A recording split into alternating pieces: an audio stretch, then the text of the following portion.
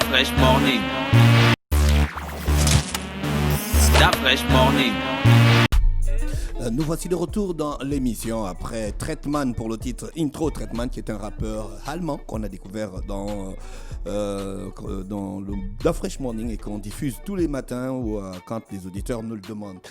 Gina, on revient donc sur le petit clin d'œil civique. Oui, on revient sur le petit clin d'œil civique et on parle de valeurs.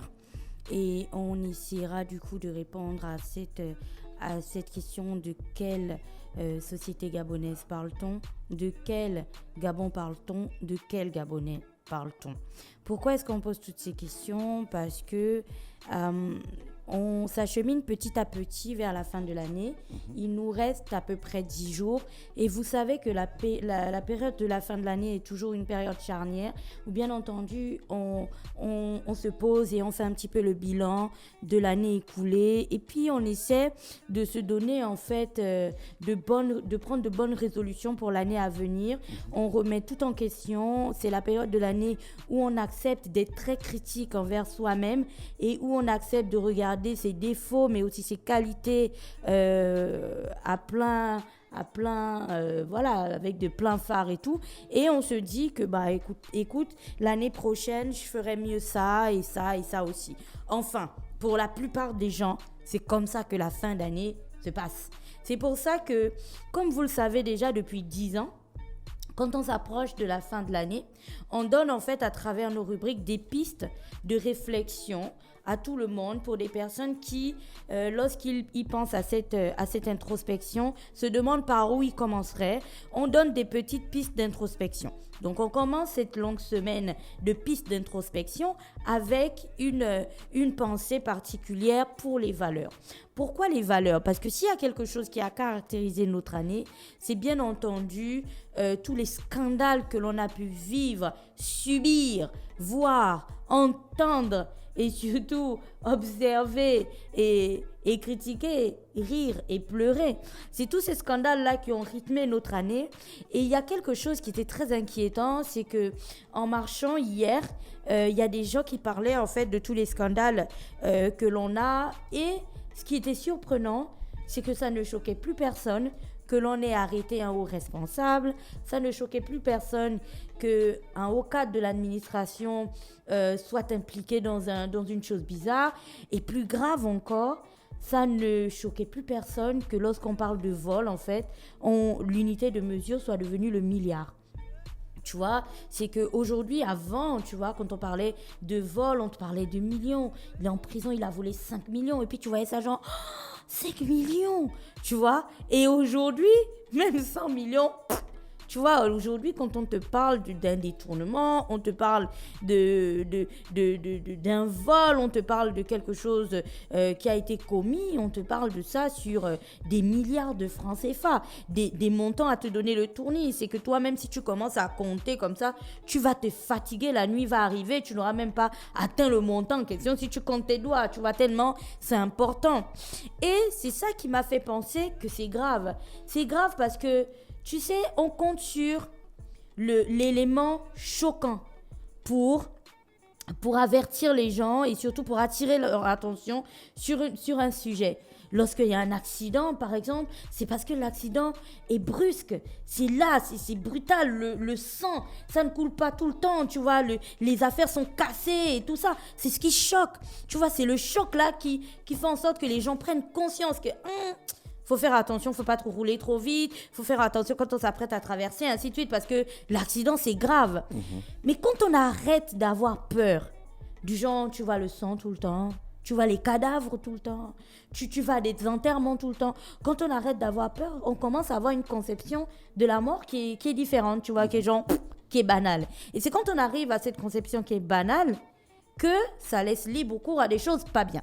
Et donc, c'est la même chose pour le vol et pour des attitudes qui ne sont pas en fait correctes.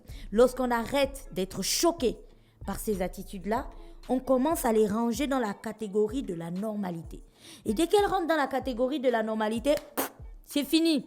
Il n'y a plus personne qui trouvera ça genre à l'ouest et la société commence à changer les valeurs sur lesquelles elles fonctionnent.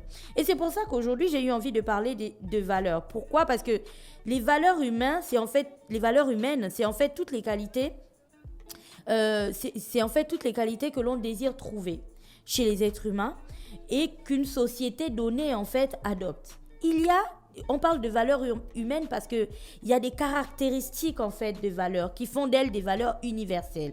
C'est-à-dire que peu importe où tu seras, il y a des caractéristiques qui feront en sorte que ces valeurs-là soient communes à toutes les sociétés. D'abord, on parle de valeurs humaines lorsque la valeur en question est une valeur universelle. On parle d'université, c'est-à-dire que cette valeur-là est valable pour toutes les sociétés. Si tu dis qu'on ne vole pas, on ne vole pas au Gabon, on ne vole pas en Chine, on ne vole pas en Ouzbékistan, on ne vole pas au Tadjikistan, on ne vole nulle part, voilà, au Kazakhstan. Partout dans ces pays-là, même si les langues sont différentes, on est d'accord sur une chose, on ne vole pas. Il y a aussi le fait de la polarité de la valeur. C'est-à-dire que chaque valeur humaine peut être vue comme étant négative ou positive. Par exemple, en fonction des coins, lorsqu'on parle de cette valeur-là, on dit que c'est une valeur positive. On parle de celle, on dit que c'est quelque chose de négatif. Et puis, il y a la durabilité.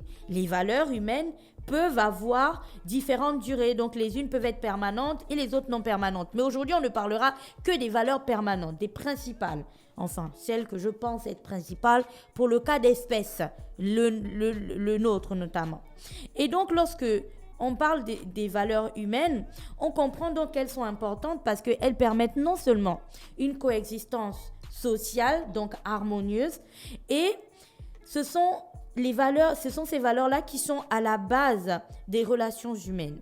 Si les relations humaines ne sont pas posées sur les valeurs, elles s'affaiblissent. Ça réduit donc les chances d'avoir une société paisible. Mais surtout, les valeurs permettent aux gens d'avoir de meilleures relations en fait entre eux. Parce que toi et moi, on se parle aujourd'hui parce que tu sais que je viendrai jamais un matin et voilà, je te verserai de l'eau ou je déchirerai ton t-shirt, tout ce genre de choses. Parce que le respect qui est à la base de notre relation de la relation que nous avons, toi et moi, c'est quelque chose, on ne s'est jamais assis, on s'est dit, alors, Dafresh, nous avons comme valeur commune le respect et le respect implique X, Y, Z, tu vois. Mais on sait qu'il y a de respect entre nous. Il y a une manière dont tu ne me parleras jamais, comme une manière dont moi je ne m'adresserai jamais à toi. Tu vois, cette valeur existe, même si ce n'est pas quelque chose qui est écrit comme ça et puis on se balade tous avec ça comme un règlement intérieur.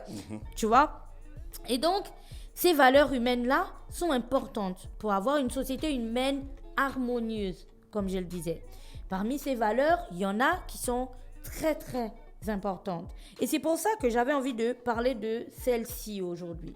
Premièrement, le respect. Le respect, c'est universel. Dites-vous bien qu'on parle de ces valeurs-là pour que vous puissiez ensuite réfléchir à la société que nous avons aujourd'hui. Ce n'est pas nous qui avons inventé les valeurs, hein. Elles existent, voilà. On est nés, elles étaient déjà là. Le respect, c'est une valeur qui est très très importante parmi les valeurs humaines parce que c'est ce qui permet de vivre en fait en harmonie non seulement avec soi, mais avec son environnement et avec ses prochains aussi. Pourquoi ? Parce que lorsqu'on respecte, c'est grand le respect. Lorsqu'on respecte quelqu'un, même un animal, par exemple, on parlait des buffles ce matin. Pourquoi on est dans la forêt, on voit des buffles et on fait tout pour pas les déranger? Parce qu'on respecte le fait que nous soyons dans leur environnement. Tu vois, la forêt est aux buffles. On reste de notre côté et les buffles restent de leur côté. Lorsque les êtres humains fonctionnent ensemble, ils se respectent. Ils respectent en fait ce que les autres représentent. Et pourquoi est-ce que c'est une valeur importante pour eux-mêmes aussi? Parce que les autres vont être le miroir de ce qu'ils leur donnent. C'est-à-dire que si moi je te respecte, tu me redonneras la même chose. Donc c'est une valeur importante pour moi aussi. Ça me permet de vivre en harmonie avec moi-même parce que quand je sors de chez moi le matin et que je marche, je suis sûre à 100%, sauf événement exceptionnel, qu'il n'y a personne qui me fera quelque chose d'irrespectueux. Parce que notre société d'êtres humains éduqués est basée sur le respect. Le respect du fait que je sois un être humain comme toi, le respect du fait que je sois une femme, le respect du fait que voilà, plein de choses. Donc, le respect, c'est très important. Je vais d'abord vous citer les valeurs, après on va arriver à ce qui n'est pas correct chez nous. Et puis, il y a l'amour. Donc, l'amour, on n'a même plus besoin de présenter. Je pense que tout le monde vit l'amour, en fait, d'une certaine manière, parce que l'amour a beaucoup de pans. Il y a l'amour, bien entendu, l'amour amoureux, oui, l'amour entre les amoureux. Il y a l'amour pour son prochain, il y a l'amour pour son pays, il y a tout ça. Et en fait, l'amour, tout comme le respect, c'est une valeur qui est très, très importante parce que elle permet aux êtres humains de s'abstenir de faire du mal à autrui afin de vivre en fait dans une société harmonieuse. C'est-à-dire que lorsqu'on est posé, on est mu par un sentiment tellement particulier que l'on fait attention à ce que l'on fait aux autres, que l'on fait attention à ce qu'on fait à son pays, que l'on fait attention à ce qu'on fait pour son pays, parce que c'est ce sentiment-là en fait qui nous motive ou qui nous guide. C'est un attachement tellement fort qu'on ne peut pas expliquer. C'est pour ça que les amoureux disent toujours du style, tu vois, quand tu tombes amoureux de quelqu'un, tu n'es pas allé le chercher. Tu l'as vu comme ça et puis voilà, tu en es juste tombé amoureux.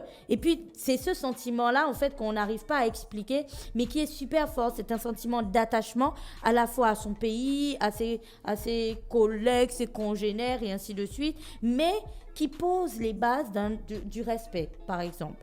Après, on a la justice, qui elle aussi est très importante parce qu'elle recherche un équilibre entre l'intérêt individuel et celui de la société. Pour expliquer la justice, on va toujours prendre cette phrase que nous avons désormais fait comme un leitmotiv. À chaque fois que vous laissez une injustice se produire, vous participez à faire reculer l'état de droit. Pourquoi vous participez à faire reculer l'état de droit? Parce que la société dans laquelle nous vivons est en équilibre. Parce que les citoyens sont convaincus que si à un moment donné de leur vie, de leur évolution, ils sont confrontés à une injustice, d'un autre côté, il y aura la balance qui viendra rééquilibrer les choses. Parce qu'il y a des personnes qui veillent à ça. Les êtres humains, ça existe dans toutes les familles, hein, les désaccords, les choses qui ne vont pas et ainsi de suite. Mais il y a cet équilibre-là que l'on garde en fait. C'est ce qui permet à chacun de comprendre qu'il est important ou du moins que la société lui accorde une certaine importance et qu'il n'est pas une chèvre, que ce n'est pas un bœuf, que ce n'est pas un vulgaire poulet que l'on pourrait utiliser comme bon nous semble, que c'est un être humain qui a sa place dans la société. Donc, en cas d'injustice, la société fait en sorte qu'il recouvre son droit. Et après, l'autre valeur que je voulais présenter, c'est l'équité. Traiter tout le monde sur le même pied d'égalité.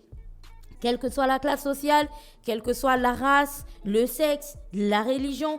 Parce que l'équité, c'est une valeur importante pour renforcer le respect des caractéristiques particulières de chaque individu. On est dans un monde qui est divers. Il y a des personnes qui naissent et puis elles ont des problèmes avec leurs jambes, elles ont des problèmes avec leurs bras, il y en a qui ont des problèmes avec leur cerveau, et ainsi de suite. Mais elles naissent dans notre pays, on leur donne un acte de naissance, on leur donne un passeport. L'État, le pays reconnaît que ces personnes-là font partie en fait de notre société. Étant donné qu'elles font partie de notre société, elles ont le droit de bénéficier de certaines choses, tout comme les autres membres de la société. D'où l'intérêt de les traiter comme tout le monde, tu vois, l'équité. Et c'est la même chose dans le travail et ainsi de suite. Et après, il y a cette valeur que j'aime particulièrement, l'honnêteté, qui est une valeur sociale qui gère les actions d'intérêt commun et se reflète dans la cohérence entre ce qui est pensé et ce qui est fait. Retenez bien, la cohérence entre ce qui est pensé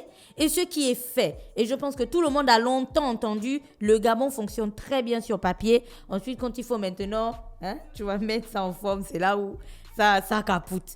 On reviendra. Et puis, il y a la responsabilité.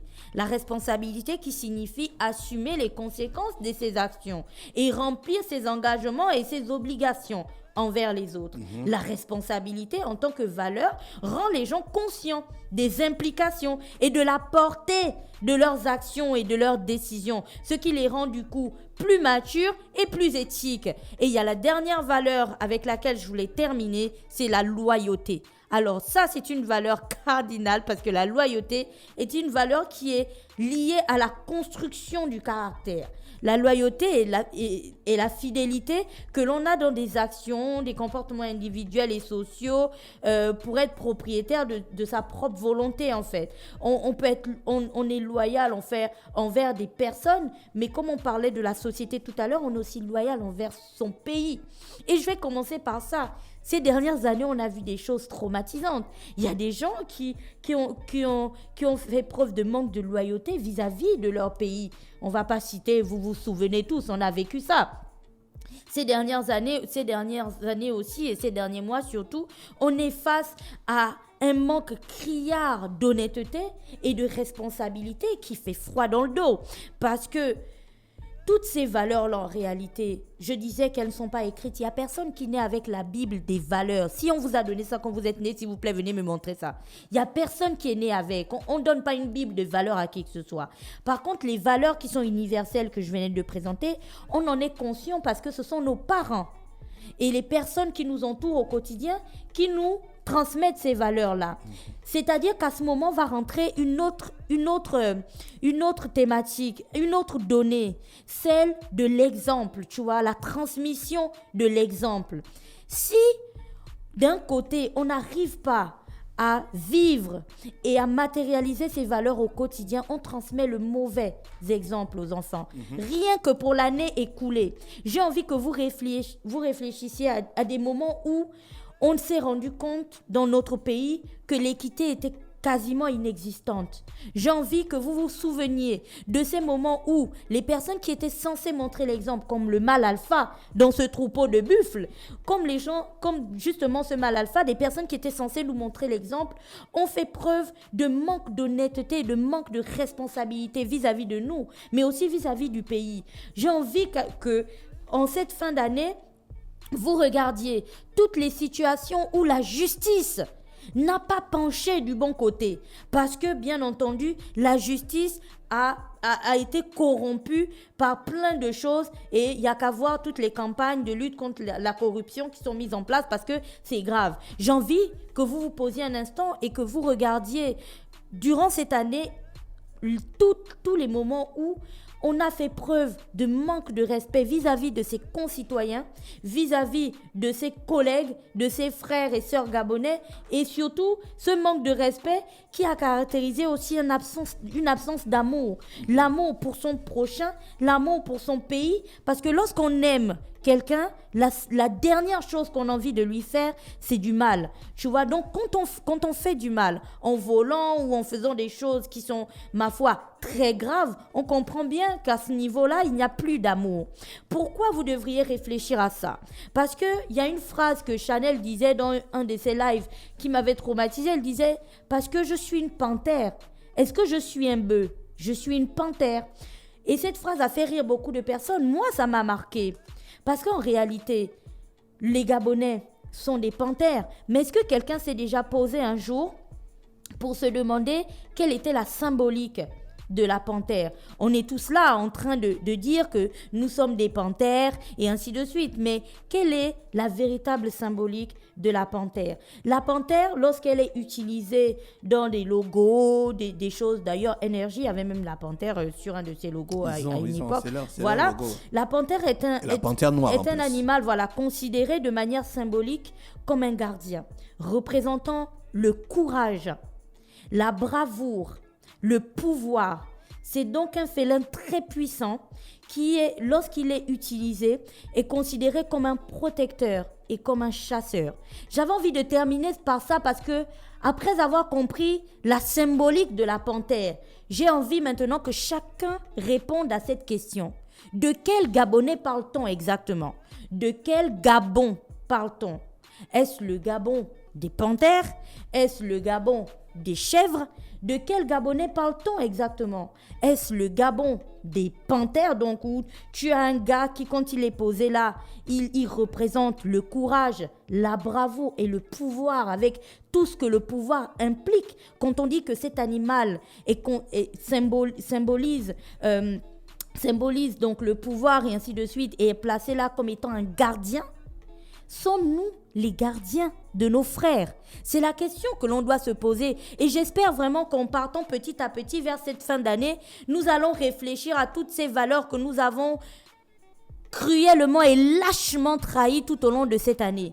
Parce qu'aujourd'hui, lorsqu'on regarde notre pays, on a l'impression qu'en réalité, chaque jour, dans le quotidien, dans les différents sites d'information, on ne présente plus que le Gabon des malversations, le Gabon des lâches, le Gabon des voleurs et le Gabon des menteurs.